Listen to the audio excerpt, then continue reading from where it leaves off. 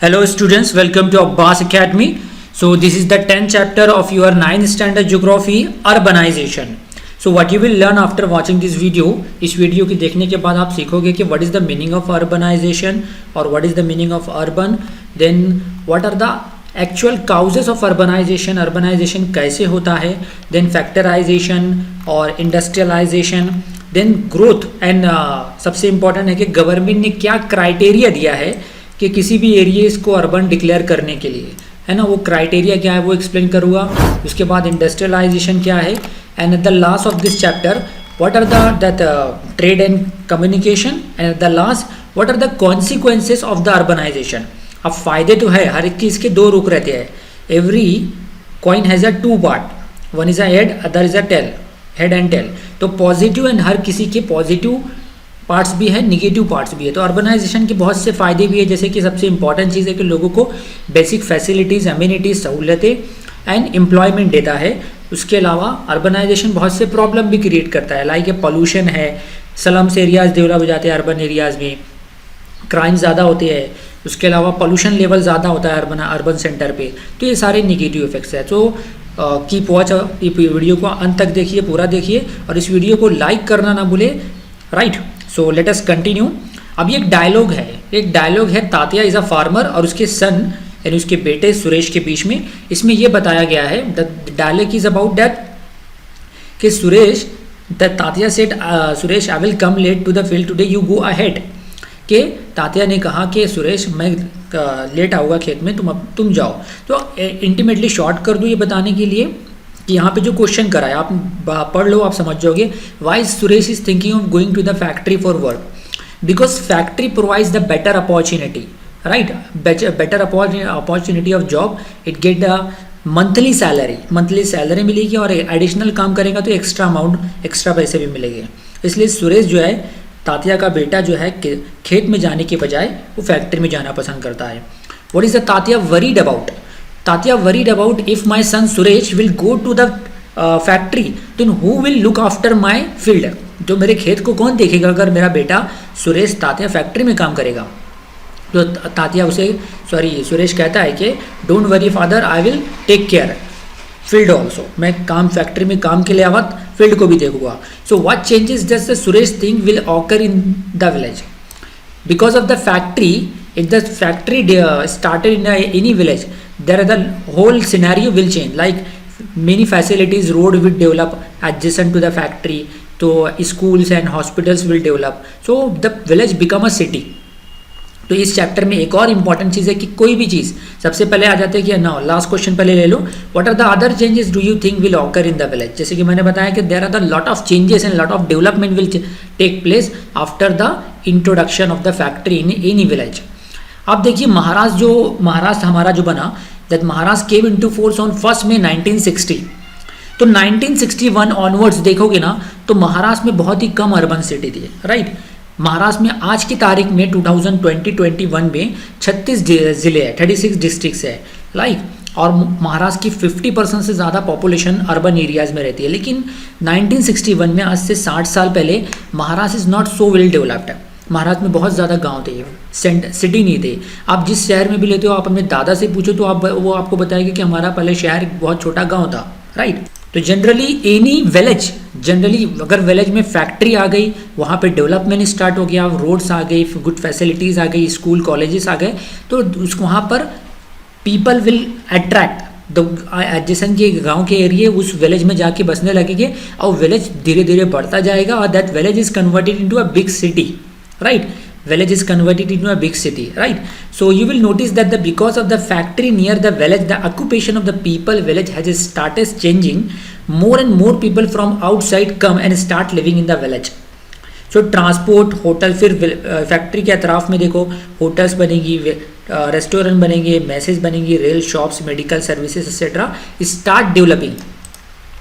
As a result the basic structure of the village starts changing. तो आप देख रहे हो कि गवर्नमेंट स्ट्रक्चर है. जनरली विलेज में जो रहती है ग्राम पंचायत रहती है, यानी वहाँ पे देख रेख करना, वहाँ पे हॉस्पिटल, वहाँ पे छोटा मोटा क्लिनिक बनाना, पब्लिक हेल्थ सेंटर बनाना. फिर उससे बड़ा जो होता है टाउन होता है, जहाँ पे पंचायत समिति या म्यूनिसिपलिटी रहती है, राइट. या तो इसके अलावा पंचायत समिति के अलावा मुझे म्यूनिसिपल यू कैन सी है द टाउन्स में म्यूनिसिपैलिटी रहती है, लेकिन और बड़ा और पॉपुलेशन बढ़ गई तो बन जाता है म्यूनिसिपल कॉरपोरेशन, राइट। जैसे बड़े बड़े सिटीज़ हैं, नासिक है, मालेगांव है, मुंबई है, पुणे है, तो यहाँ पे म्यूनिसिपल कॉरपोरेशन है। अब now look at this question, which facilities are necessary to be developed in urban areas for fulfilling the needs of the population. कि जनरली अर्बन एरियाज में गुड रोड्स रहती है, पार्किंग फैसिलिटीज़ रहती है, बड़े बड़े गार्डन रहते हैं, है ना, रोड्स डेवलपमेंट है, बड़े बड़े हॉस्पिटल्स रहते हैं, स्कूल्स एंड कॉलेजेस रहती है, जॉब अपॉर्चुनिटीज सबसे इंपॉर्टेंट है, बहुत ज़्यादा होती है, फैक्ट्रीज रहती है, एमएनसीज कंपनी होती है अर्बन एरियाज में, लाइक। अब आ जाता है कि 1961 में the census of India has decided to define the urban on the basis of the following criteria, कि किसी भी एरिया को अर्बन एरिया कब कहा जाए। तो ये उसने क्राइटेरिया गवर्नमेंट ने डिसाइड किया है। सबसे पहला क्राइटेरिया है कि मोर than 75% of the male working population should be engage in a non agriculture occupation. अब देखिए इंडिया में तो मोस्टली जो पॉपुलेशन है, इंडिया की टोटल आबादी का 50% आज भी आबादी जो 2021 में भी एग्रीकल्चर से जुड़ी हुई है। तो अगर किसी एरिया का, जैसे फॉर एग्जांपल ले लो नासिक, मालेगांव, मुंबई, यहाँ की 75% से ज़्यादा पॉपुलेशन जो है ना male working population, more than 75% of the male working population should be engage in a non agriculture occupation, इन दूसरी एक्टिविटी, यानी मैन्युफैक्चरिंग के, पावरलूम इंडस्ट्री हो या किसी एमएनसी से जुड़े हुए हो, तो वो नॉन एग्रीकल्चर एक्टिविटी से जुड़ी हुई हो मेल पॉपुलेशन। नेक्स्ट क्राइटेरिया क्या है, the population of the settlement should be more than 5000, उस एरिया की पॉपुलेशन 5000 से ज़्यादा हो। Next, the population density of settlement should be more than 400 persons पर स्क्वायर किलोमीटर।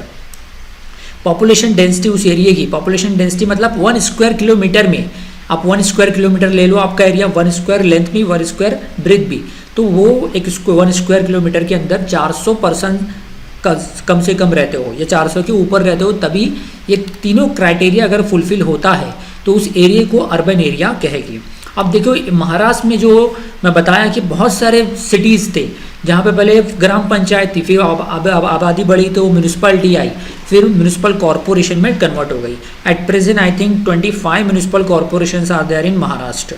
अब ना look at this data, statistical data tabular form में दिया हुआ है। 1961 में अर्बन पॉपुलेशन जो थी महाराष्ट्र में, देखिए कितना, सॉरी ये महाराष्ट्र का नहीं पूरे इंडिया का वो दिया हुआ है। 1961 में पूरे टोटल इंडिया में 17.79% जो था अर्बन पॉपुलेशन था। फिर बढ़ते बढ़ते हर साल बढ़ा, मतलब हर 10 ईयर, क्योंकि सेंसस हर 10 साल बाद होता है। अभी आने वाला सेंसस 2021 में होगा, 2021 यानी इसी साल होने वाला है सेंसस। हो सकता है एक साल लेट हो जाए बिकॉज ऑफ कोविड-19। जो आप देख सकते हैं कि हर साल बढ़ता गया। अब ये 2011 के हिसाब से 37.07% था, लेकिन अब जो 2021 का जब सेंसस आएगा तो it might be that 50% will population of India is living in urban area. So talking of the urbanization in India, the urban population has been increasing constantly from 1961 to 2001. अब next important topic of this chapter is industrialisation. अब industrialisation है क्या? The development and concentration of industries in a region is a factor of contributing towards urbanisation. For example के तौर पे देखो, मैं example दे रहा हूँ पुणे का, भी रिसेंट एग्जाम्पल। पुणे में, हिंजीवाड़ी में और मगरपट्टा एरिया में बहुत सारे एमएनसीज है, मल्टीनेशनल कंपनीज है। तो इससे क्या हो रहा, जो भी इंजीनियर्स है, पढ़े लिखे लोग हैं, वहाँ पर जॉब मिल रहे हैं उनको। पूरे इंडिया के जो कॉल सेंटर्स है, डोमेस्टिक बोलो या फिर इंटरनेशनल कॉल सेंटर बोलो, वो ज़्यादातर पुणे में है। तो that region, Pune region attract the youths to it because youths getting the job there. इसी तरीके से मालेगांव में, Malegaon is a part of the Nashik district. यहाँ पर पावरलूम इंडस्ट्रीज़ बहुत ज़्यादा है, यहाँ पे मतलब कपड़े बनते हैं। तो यहाँ पे पूरे हमारे यूपी बिहार के लोग माइग्रेट होके महाराष्ट्र में आते हैं ताकि उनको जॉब आसानी से मिल पाए। तो अब ये क्या हुआ, क्योंकि ये डेवलपमेंट एंड कॉन्सेंट्रेशन, एक के बाद एक पावरलूम इंडस्ट्री बढ़ती गई, एक के बाद एक एमएनसीज पुणे में बढ़ती गई, राइट। तो increasing the industries lead to the increase in the hopes of the people who attracted towards this industries from surrounding areas, adjacent areas. So this increase in the speed of urbanization in the 19th century, the Mumbai grew rapidly because of the textile mills started on a large scale in Mumbai. Many villages which were originally fishing village, Koliwadas, become a part of the Mumbai metropolitan area because of the industrialization and urbanization. So industrialization is the main factor that lead to the urbanization. क्योंकि factory आएगी, industry बढ़ेगी तो ही urban area बनेगा, तो कि ज़्यादा से ज़्यादा लोग वहाँ पे जॉब हासिल करने के लिए आएंगे, और वहाँ पे बस जाएगी, वहाँ पर उनको उनके बच्चों को स्कूल लगेगी, हॉस्पिटल लगेगा, है ना, होटल लगेगी, तो इस तरीके से वो एरिया डेवलप होता जाएगा। अब now give example of villages in your area turning into urban settlements. मैंने 2-3 एग्जांपल दी, पुणे की, मालेगांव की, मुंबई की, तो इस तरीके से आप भी दे सकते हो, right. And find out the main region that the rural areas turning into the urban settlement. क्या कारण है कि कोई रूरल गांव का एरिया अर्बन एरिया में कन्वर्ट होता है? Because of the good facilities available in urban areas, school, colleges, roads वगैरह अच्छी रहती है, प्लस सबसे इंपॉर्टेंट फैक्टर है job. The people get the easily employment in the urban areas. अब now trade, in earlier chapter हमने trade देखा, means import and export, buying and selling of anything is called trade. A place in a region is sometimes favorable in terms of transport, loading and unloading, storage of goods. अब देखिए जो mostly जो India का trade centre है ना, वो coastal areas है। Like Mumbai में, Mumbai is a coastal city, Marmagao is a coastal city, Visakhapatnam is a coastal city, Kolkata is a coastal city. इस तरीके से महाराष्ट्र में देखिए, Nagpur in India is centrally located in India. Nagpur में जो कलमना फ्रूट की मार्केट है, वो एशिया की सबसे बड़ी फ्रूट की मार्केट कहा जाता है।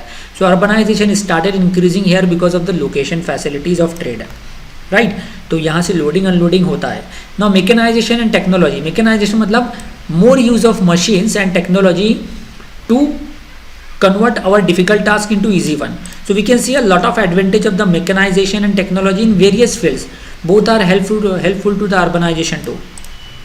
So in recent time technology का इस्तेमाल एग्रीकल्चर में भी बढ़ गया। आप देखिए किसान अब हल चलाने के लिए बैल गाय वगैरह यूज़ नहीं करता है, राइट। ब्लॉक कार्ड यूज़ नहीं करता है, वो ट्रैक्टर यूज़ करता है, मशीन यूज़ करता है, ताकि उसका प्रोडक्शन ज़्यादा हो और काम आसान हो, है ना। Now transport and communication means the moving of people and information from to and fro, एक जगह से दूसरी जगह जाना, इन्फॉर्मेशन का और लोगों का, it is known as transport. And communication मतलब एक्सचेंज ऑफ इंफॉर्मेशन। ट्रांसपोर्ट मतलब moving of people and goods from one region to the another region, and communication means exchange of information. जैसे फॉर एग्जाम्पल, मैं आपको, आप मेरा YouTube पे video देख रहे हो, ये it is you are getting the information from my video of your related chapter. लेकिन हम फोन पे बात कर रहे थे, तो it is a two way communication, right. In a region where the transport facilities like roads, railways develop, urbanisation of the small rural settlements occur rapidly over there. For example, after the development of the Konkan Railway, many villages like Savarde district in Ratnagiri, laying too close to its proximity, have started urbanizing. So, convergence of important rail routes through the Bhusawal district, Jalgaon, led to the rapid growth. So, जहाँ पर urbanisation बढ़ेगा, industrial, देखो सबसे पहले industrialisation होगा, factory आएगी, industrialisation होगा, उसके बाद अर्बनाइजेशन बढ़ेगा, तो वहाँ पर ट्रांसपोर्ट एंड कम्युनिकेशन फैसिलिटीज भी बढ़े। No, next topic is a migration. Migration मतलब migration is a major, the people move from one region. Generally बड़े सिटीज़ में देख लो, आप देखिए, आप महाराष्ट्र के कोई भी सिटी में रहते हो, mostly people migrate towards Mumbai, Pune, Nashik. क्यों जाते हैं? Because they are getting good facilities, good jobs.